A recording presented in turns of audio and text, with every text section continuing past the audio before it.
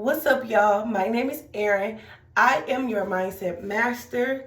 I have been on my mindset mastery journey for the last 5 years now. And in this last year, January 29th of 2024, I left everything behind and I moved to Texas. So in this video, I'm going to talk about my whole journey as to what made me want to move to Texas, why did I move, where did I move to, and how was my life before I moved to Texas. I'm making this video because I know that this video right here is going to inspire you to relocate to wherever it is your heart desires.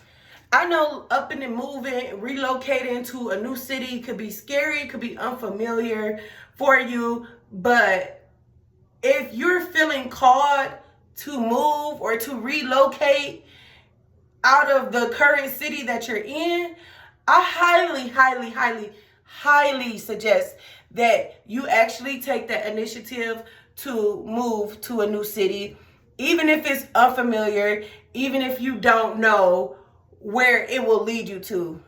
A lot of times God will move us to a whole new city, or he will snatch us away from our hometown just so that he can isolate us, so that we can get away from all of the things that's in your hometown.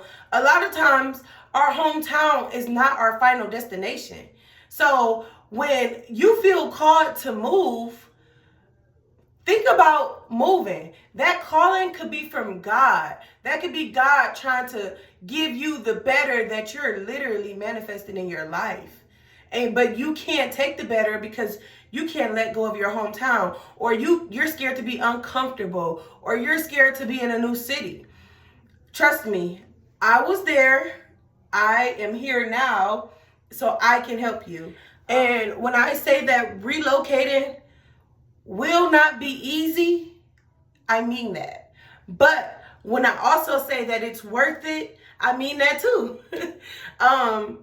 Especially if you don't have a plan, if you don't have money, you don't have a job lined up, you don't have a car, a house, or anything, relocating will be difficult. But when I tell you it's doable, you need to get up and relocate. Like I said, especially if God is telling you to move. So I'm going to start off with what inspired me to move to Texas. And I could say that what inspired me was the lack of change in my hometown. I was going through a drastic change in my life. Nothing that was normal to me. Like everybody that I was around, I felt like I was outgrowing. The situations that I was in was like just crazy. So I had already said like, yeah, something gotta go.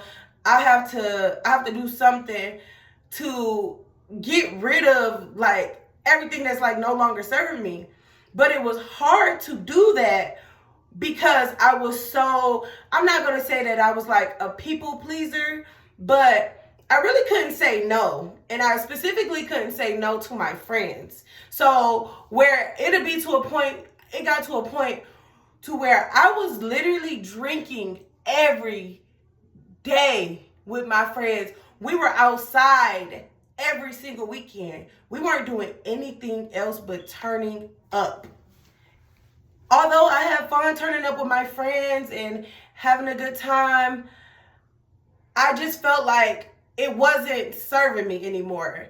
I feel like I'm really here to do big things, and back at home, I couldn't do those big things. I felt like I couldn't spread my wings to fly.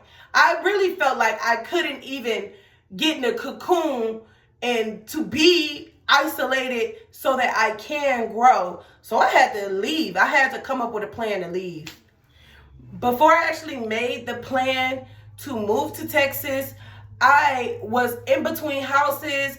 My man was working on the road. we had just like lost our house, you know, with the big E word. And we were like staying in a hotel, but we were waiting to get approved for our apartment. When we got approved for the apartment, they wanted like a $5,000 security deposit or something like that. And it was an apartment in Sterling Heights, Michigan. It was a decent apartment, but it wasn't worth the $5,000. So although we were gonna pay it, I felt like the calling that I got came right in time, because before I could pay the money to move into the apartment, we decided to move to Texas. Life was kind of chaotic at this point. I was going through a lot of situations that kind of just showed me like, yeah, staying here is not it. Like, I'm never going to grow if I stay in Michigan, if I stay in Detroit. I'm never going to grow. So this was just things that was like crossing my mind. Like, it was just so much stuff just happening. And I'll do another video on that if y'all want me to, but that's not what this video is about. So along with the chaos, I was working at a job that was just like a quick job that I can just get real quick. And I worked at Chipotle. And one day I was working at Chipotle and I was the chip girl. So I was frying chips and I literally got the strongest calling of my life. Like, it felt like the calling took over my body. I tell people that it was such a profound calling that I had no choice but to entertain the calling itself. So when I say the calling, I say like God. I feel like it was God, like source, my spirit, my soul. This is how I felt. I felt this calling in my bones. And it said, leave everything behind and move to Texas. So that's exactly what I did. 2 weeks after I got that calling, I left everything behind and I moved to Texas. I talked to my man about it. We had already had like $3,000 or $4,000 saved up for the apartment that we were going to pay the $5,000 security deposit to move into. So I said, why don't we just take that money and just start over new in Texas? And that's exactly what we did. Now, when I decided to move to Texas, I didn't tell not a single soul. I didn't tell my friends. I didn't tell my mom. I didn't tell my sisters. I didn't tell nobody. I actually didn't tell anyone about my move until I had the plane tickets booked. I knew where we were going to fly into. I knew where we were going to stay. And this decision was final. And let me tell you why I decided not to speak to anyone about it other than like my man, was because I didn't want everyone's love for me to keep me stuck in Michigan. Everybody would have told me, no, don't leave. That everybody needed me in some way, somehow there. And I'm not saying like all of my people were like needy, but like all of my friends loved me.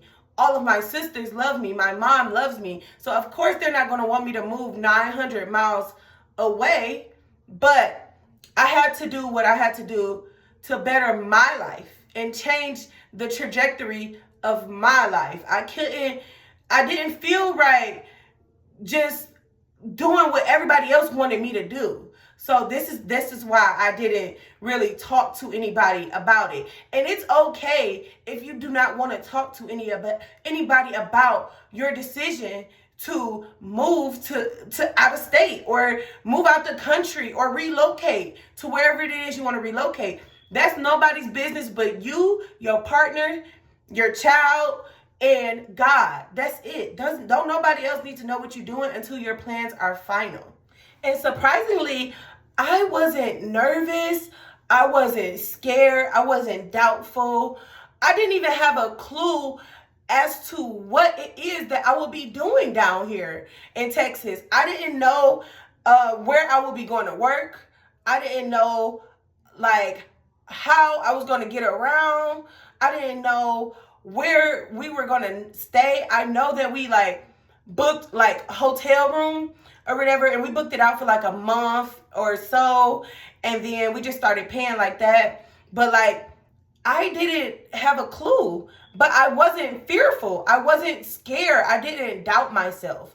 I just had this like feeling like, okay, I'm gonna be good regardless. Like, I already knew that I was gonna be good. And that's what kind of like made me like okay with leaving. Like, I just knew I was gonna be okay. I have and I had faith at the time of my move. I didn't, like I said, it was very, like, I didn't know what I was walking into. I've traveled to Texas before, and me and my man, we were looking into moving to Texas, but for it to be like so abruptly sudden, we didn't really plan out for that. So I was kind of just like, we got this. We can do it. We can do it. We doing it here. We might as well just do it there and just start over and have a fresh start. So now that everybody knew that I was like moving to Texas and that they couldn't change my mind, I already had our plane tickets booked. Me and my daughter's plane ticket booked. My man was going to meet us there the following week because, like I said, y'all, he was on the road. So he was going to meet us there. And I just had everything set in stone. So what I prioritized was getting rid of everything. Like, I knew for sure that I did not want to take anything to Texas. Like, I didn't want to take nothing to Texas. The only thing that I took to Texas was a handful of clothes for me and my child, and it fit in one big little suitcase. It was like one of those duffel bag suitcases. All of the clothes that could fit in there, and maybe a carry-on bag for me and my kid. Anything else, it had to go. Like, I got rid of everything. I had a job. I had a car. I had literally, like I told y'all, we got approved for the apartment, and we were just waiting to move into the apartment. I had all of these things that I just left behind. I had a job that I was going to start actually the day that I moved to Texas.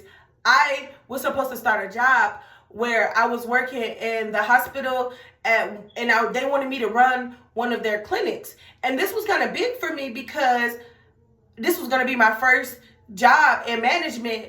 And they wanted me to take their leadership classes so that I could effectively run a clinic.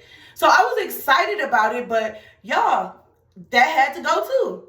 I let go of the job. I let go of the car. I let go of everything that I had, like everything except for the clothes on my back. So on January 29th, 2024, me and my daughter, we hopped on a plane and we came to Dallas. We flew into Dallas. We had a hotel that was in Dallas. It was in like the north side of Dallas. I didn't realize how big Texas was until I actually like moved down here. So after we flew into Texas, me and my daughter, we drove to Dallas and we went to our hotel room where we were going to be staying for the next couple months or so until me and her dad got things figured out and settled and all of those things like that. So the hotel we stayed at was the Sonesta Hotel, and it was nice because it had a kitchen, a refrigerator, a gym. You know, it had like a basketball court. It was in a nice little environment. It was cool. I know that my first day there, I was so excited to be there. I was really, really happy because it was like dead winter in Michigan. So it was cold, snowy, you know, and we came down to Texas and it was warm. It was nice. It was like, wow, this is totally different. Like, that's when it had snapped in my head, like, whoa. Everything is not the same from where you stay at, like from your hometown. It's totally different, y'all. Like, I was just so happy that the weather was nice. It kind of made me feel better. Like, the sun was giving its energy for sure. So, like I said, y'all, we were staying at the hotel. We stayed at the Sonesta Hotel for maybe 2 months, maybe 6 or 7 weeks. And that was our temporary shelter for the meantime. And we used to, remember I told y'all we had like $3,000 or $4,000 saved up from the apartment. So that's how we were like, paying for food and paying for, like a car and stuff like that. So we needed to at least bring in some kind of income. So me and my man, we were literally hustling every day. This is where it get hard, but I don't want y'all to hear the story and think like, oh yeah, this is so undoable. Like, I can't do it, because if I can do it, you can do it too. So we were hustling up money every single day. I mean, we was downloading apps. We were freaking door dashing. We were doing anything that we possibly could to make money during this time so we could stay afloat. So we will work this app called ShiftSmart. ShiftSmart will have you going to like the Circle K. You get paid the next day for the work that you did. And at the Circle K, we will be doing like, stocking the coolers, cleaning the bathrooms, mopping the floors, cooking the food that's served at Circle K, things like that. That's what we were doing. And then after we would get off our shift, we would go DoorDash or whatever, just so we can have the money, just so we could stay afloat. Now, mind you, y'all, when we first got there, we had that money saved up. So it was kind of like we were just like chilling. We didn't really see any challenges until maybe like going on the end of month 2, starting until month 3. That's when we started to face challenges, because the hotel we were paying, it was literally like damn near $1,000 for 1 week. So of course we ran into challenges with that or whatever, but I had started doing like temporary work where I was working in like a mailroom or whatever. So that money did like hold us over until I wasn't like needed anymore at the mailroom. So then that's when we had to start back up hustling and making the money and stuff like that. And it kind of got overwhelming for us. And we were like, shoot, what should we do next? Like, how are we going to make this money? Like, because we needed the money for the car. We needed the money for the hotel room. And we needed money for the food. Okay? And this was after like I said, the 6th, 7th week down there. So we were like trying to figure this out. Like, it had got so overwhelming that we just was like, we have no other option. We don't know what else to do. We were hustling every day, doing DoorDash, ShiftSmart, all of these other apps, Winolo, if you know, you know, all of these other like gig apps. That's what we were doing. Okay, all the way up until we had a Turo car and we were paying for the car every day. Like, they let us pay for the car every day. As long as we had the money by like 8 o'clock at night, we were good. Now, we used to get insurance on the Turo every single time we paid for it. But it was this one day that we did not have enough money to add the insurance and book the rental. So we had made the decision that we would not get the insurance this one time, and we would just pay for the rental so we can keep the car. Now, the Turo place, they were cool with that. They didn't have no problems or anything like that. So we out DoorDashing, right? Y'all, tell me why some man literally hit us from the back in the car. Like, we were literally just sitting at an overpass, like under the overpass, and we were waiting to turn on the service drive. And brake lights work, everything worked. So I don't understand why this man literally hit the heck out the Turo car. So now we're sitting there like, wow. The one time we didn't pay for insurance, somebody hit this car. Now, I know. We should have reported the accident to Turo, like, the moment it happened. But, again, we literally needed, like, $30-40 more to pay for our hotel room so that we didn't have to, like, pack up all of our stuff and go elsewhere. So that was our priority at the time. So when we get the money for the hotel room, our place is secured for the night, we're good. We decided to keep the car because, like I said, times was getting so hard for us. Like, you don't understand how hard times was getting for us.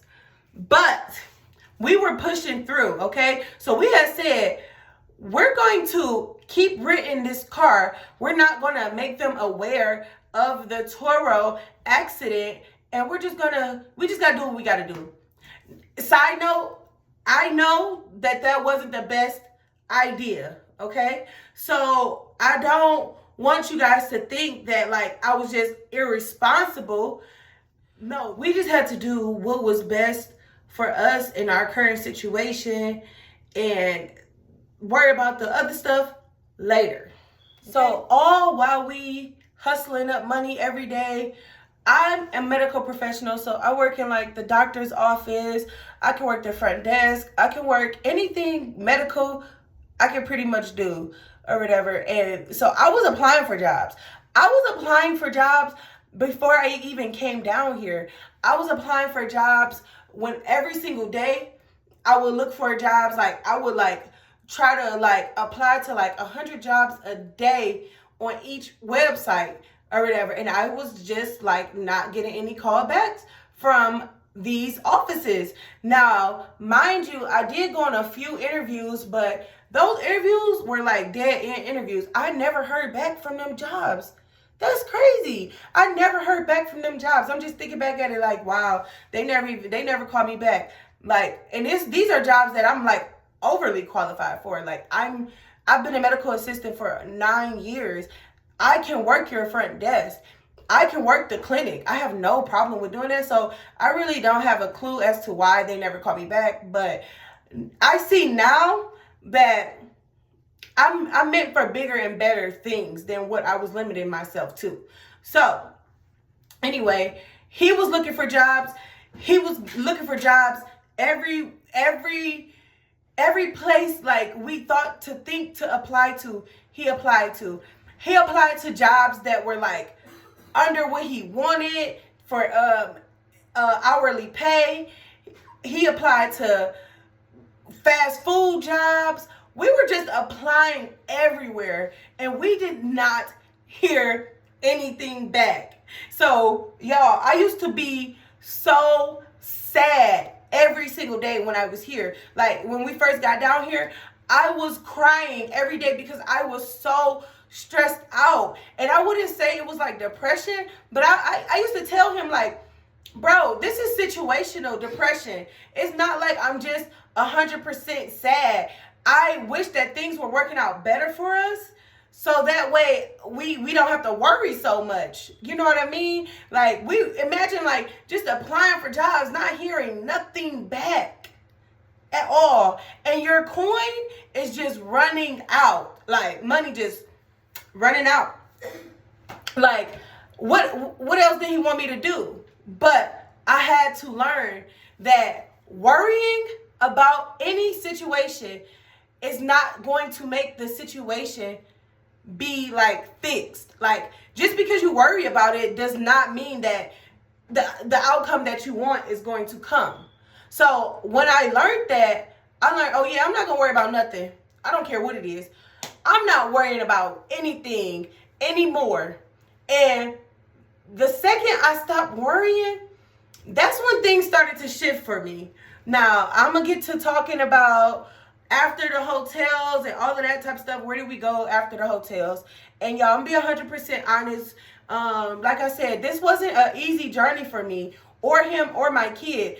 We pushed through it. We kept going. We never gave up. That's what happened. Okay, so we had ended up having to stay in the car one night because we did the Shift Smart thing, and I didn't end up getting paid from ShiftSmart. So it had like stopped us from being able to pay for our hotel room and pay for the card. So we ended up just choosing to pay for the card because even if we didn't have the money for the hotel room, we could have just easily just, you know, had the card. So we chose to pay for the card versus the hotel room. So when I tell you that we had to sleep in the car that night because we were at the extended stay, and the extended stay didn't really want to have anything to do with us if we didn't have any money, which is like understandable or whatever. So we slept in the car for the night. When we slept in the car, the next morning, I was looking up like shelters, you know, because I had already been looking up like different options for us because I knew that it was getting tight and like we were about to start running out of options. So I was trying to be proactive. So I had already looked up some places, but the place that I was looking up was like, yeah, we don't have any availability. You can't have your man around, like have your man there. You have to be in a domestic abuse situation. And all of those things was like, yeah, well, I have my man here. I'm not being abused. I don't want to separate. I would have separated if that was required for me to be somewhere with my kid, because at the end of the day, you got to do what's best for your kid, obviously.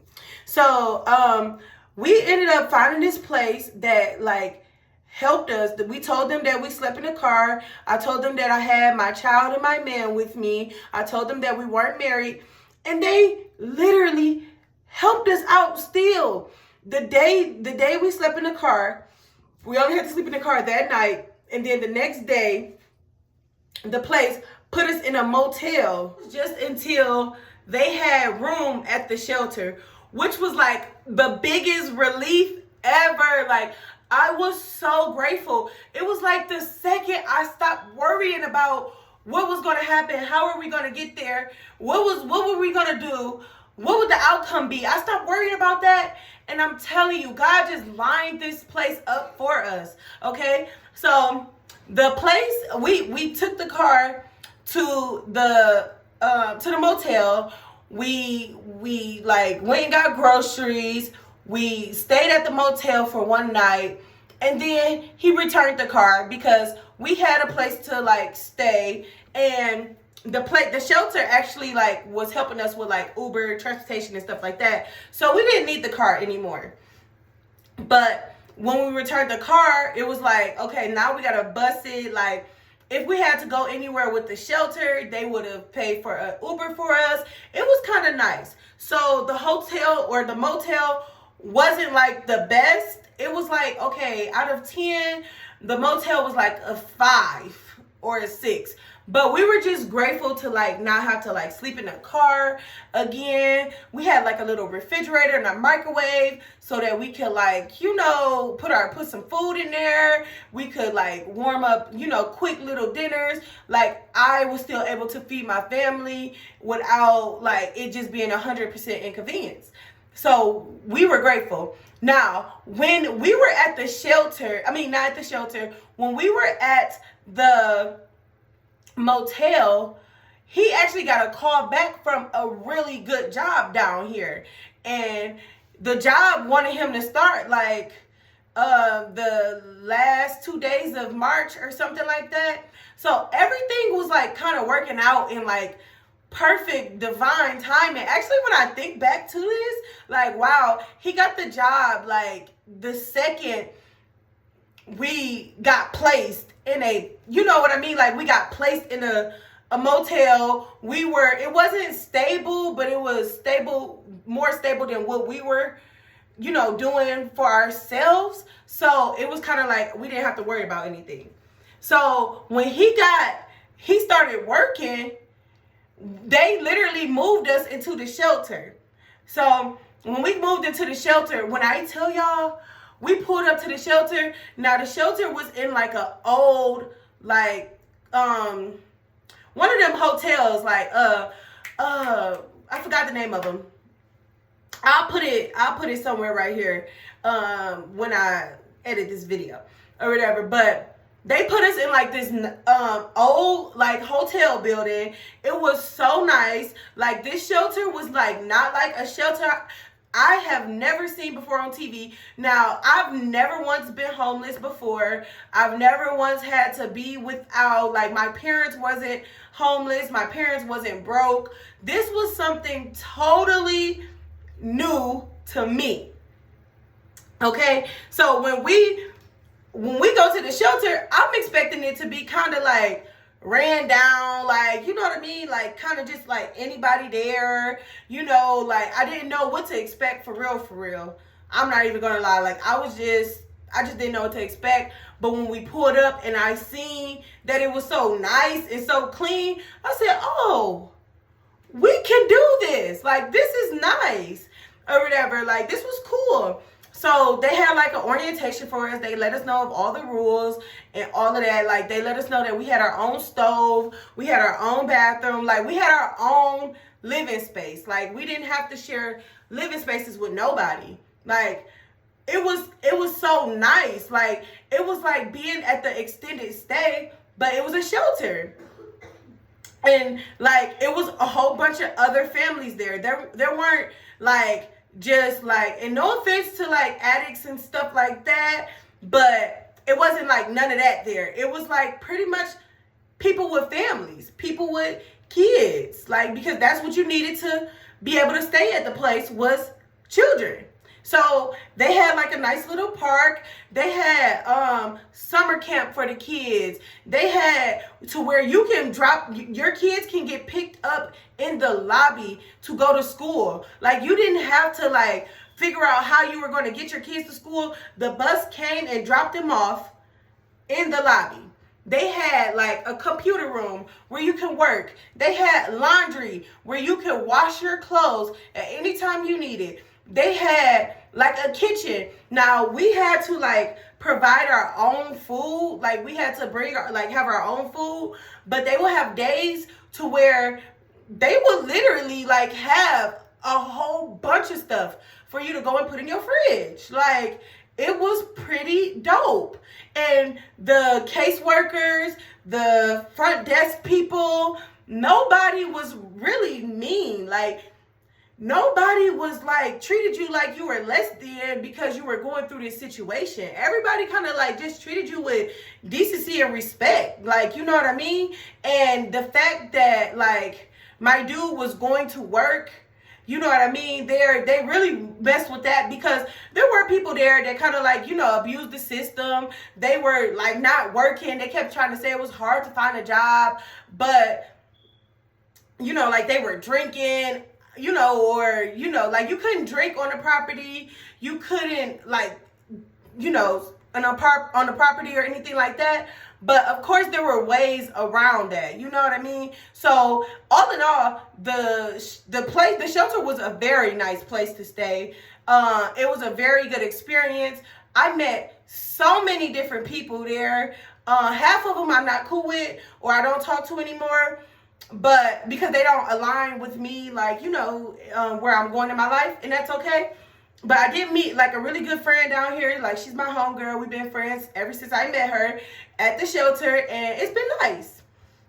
So we were allowed to stay at the shelter for like 3 months, and they gave us like an extension because we had got denied, because you have to find like your own apartment. Like, they didn't do the apartment search for you. They didn't have any plugs on apartments. All they did was paid your fees so that you can actually move into their place. So what that was like the security deposit fee. They did not pay the administration fee, like the admin fee. They didn't pay that fee, but like I said, they paid the security deposit. If you had any like high risk fees or anything like that that you needed that the apartment would bring up, the shelter would pay. It didn't matter how much it was. They were going to pay for it so that you can move into the place. So all we had to do was like look for a place and all of those things like that. So we had applied to a place when it was like maybe like our 1 month like left in the place. We had applied to a place and we had ended up getting denied for that place because, like I told y'all in the beginning of the video, we had the big E word on our eviction on our name. So we we're like, okay, well, we got denied. So they gave us like a extra 4 weeks to stay at the shelter to find like another place that would like approve us. So we ended up finding a place.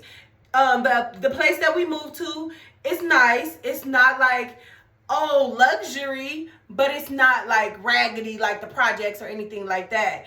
It was a 2-bedroom, 2-bathroom apartment. It's pretty spacious. On a scale of 1 to 10, the apartment as a whole, I'll give it like a 6 or a 7 out of 10, and that's me being nice. But like I said, we were grateful to be able to just move anywhere because the time at the shelter was coming up. We didn't like we didn't want to be like homeless again. So we just went with the first place that approved us. So the apartment ended up like helping us out so much where they had came up with like our fees for so that the shelter could pay for it, but they ended up like tweaking our numbers and saying that we were like high risk so that we could have our rent paid for, I think it was like 2 months worth of rent that they got from the shelter in our move-in cost so that we didn't have to pay our rent. We moved in July of 2024 and we didn't have to start paying rent until October of 2024, which was cool. It was like a break for us, like woosah, like this is nice or whatever. So the shelter also ended up like paying for like our furniture. They got us a couch, they got us a coffee table, they got us a dining room table, they got me and my man a bed, a dresser, and a nightstand, and they got my daughter a bed, dresser, and nightstand. They gave us sheets and like pillows. They also gave us like other necessities that we would need for if we moved into, like if you move into a new place. So they gave us pretty much everything. They set us up so that we could like just not be homeless again, basically. So that was pretty nice of the shelter. Like I was so grateful for the experience that I had at the shelter. Like I know that every shelter is not like this at all. Like I know that everybody don't get to experience the, like, it was like my caseworker was like, they're like the beings of homeless shelters. You know what I mean? Like it was nice, and I'm not trying to say it was like a luxury shelter, but it was damn near luxury. Like this shelter was nice. You were safe. They made food for us. They kept it clean. We could let your kids play and run around, even though there was like baby kids there. It was safe for them. It was safe for them to be baby's kids. So when I was in the shelter, that's when I gave birth to my Mindset Mastery brand. And that's when I became your Mindset Master, because I had the time to like focus on what it was that my heart was calling me to do. Now, I had overcome so much that I just knew that I would be able to help lead people to shift their minds, because literally that's what I was doing in real time. I'm shifting my mind from one of lack to one of abundance. And it was like, even though I was in a shelter, I was just motivated to just get the knowledge out there, just help people, as many people as I could. I had made my digital products. I had made my ebook that I have. I made like 2 or 3 shadow work journals. I was just starting to like put myself out there, with my Mindset Mastery brand. So that's where my Mindset Mastery brand came about. And I just love that, because even through the struggle, you can still motivate others, and people love that about me there. Everybody just kept saying, you so strong, you so strong. You see the silver lining through everything. Like, I wish I could think like that. So now that like I'm in a place, we're in our place, we're not homeless anymore. He's working still. He worked the same job that he had when we had first got, into the shelter. He'll be there for a year at the end of March, which is good. Yay. I had a plethora of jobs that just didn't last me. So I decided that I'm no longer going to apply for jobs anymore. I'm going to just put myself out there and be the best version of myself to others and help people become the best version of themselves. So I could say that, like, something that I learned from this whole experience is to really just not worry. And I know that I said this in the beginning of the video, but God does not want you to worry about anything that is going on in your life, because I really feel like, you know, God had to take me down that low. Like, I had to experience what it was like to be homeless, because how can I help people from a place that I've never been before? You know what I mean? So, like, I felt like I went through these things for a reason, and I still feel like it. I still feel like I went through those things for a reason. I'm so grateful that I actually got to experience those things, because now I can teach you how to get up out of this situation, or anybody else that's experiencing, you know, wanting to relocate, no plan, no, you know, no options, just really God. You know what I mean? Something else that I can say that I learned was I am a warrior. I am strong as fuck. Like, I get shit done. And that's what I learned about myself. Through this whole experience, that's exactly what I learned about myself.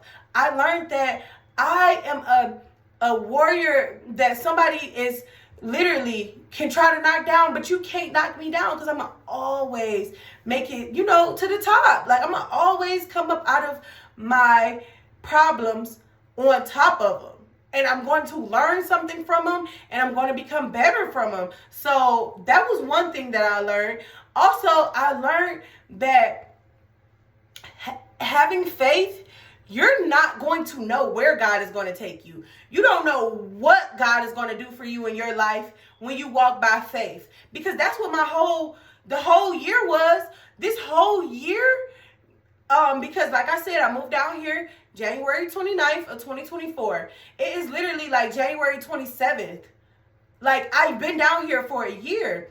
I've been walking by faith for a whole year. And I can say that, like, I tried to, like, steer off and, like, do what I felt that I needed to do, or what I was comfortable with doing, so that I can bring in some extra income, so I can, like, you know, kind of just, like, help my man out, you know what I mean? But every time I tried to do that, I got redirected, which means, like I was just moved to, like, not be at that position anymore. Or I was like, I'm not working at this job anymore. And it wasn't like I wanted that to happen. It was what God had in store for me. God said that I am meant for bigger things. If I am at somebody else's job, and if I'm at somebody's job to making money, you know what I mean, I don't have the time or the energy to focus on my true calling, which is the reason why I came down here. Like, all of it is starting to, like, tie in together, you know what I mean? And it's like, I just feel like, you know, if I wasn't walking by faith, then I would be at somebody's job right now. You know, I don't know how long I'll be at the job, but I end up being fired anyway. And then I have to sit there and redirect myself, like, okay, well, maybe I'm supposed to be, you know, walking on my path and doing what my heart truly desires. And that's when I started to say, you know what? I'm just not going to apply for a job anymore. I'm not going to work at nobody's job anymore. I am going to push myself out there on this YouTube, push myself out there on TikTok, and push myself out there to learn new ways to invest my money versus working hard for my money. And this is what God is showing me. Like, everything that I'm doing, I feel called to do. If I didn't feel called to do it, I wouldn't be talking to you right here, right now. You know what I mean? I know that there's like other people who are like thinking about moving out of town but are like scared to like relocate. They don't want to leave their family. You know what I mean? Things like that. Y'all, I've literally been to Detroit like 5 times, 6, 7, 8 times since I've moved down here since last year. So like, if you want to go see your family, you know, just because you relocate don't mean that you're not able to go see your family anymore, or don't mean that they're not able to come see you. You know what I mean? Relocating is literally just starting over fresh for your life. And if you feel called by God himself or by your soul to move, if you can feel it in your bones that you need to relocate, baby, just go ahead and relocate. Just do it. Worry about all the other parts later. Everybody doesn't have to move and relocate and just have this pinpoint plan as to what it is that they're going to do and how they're going to do it and how much money they're going to have saved. You don't have to have a certain amount of money saved. Just do what God tells you to do. If God tells you to move and you don't have it all the way together, move and figure it out. Everything doesn't have to be all structured and planned out perfectly, because life is not even perfect. And you can have a whole perfect planned out thing that you just know when you move and you relocate that you're going to do this, that, and the third. And life will probably like flip that all the way upside down anyway.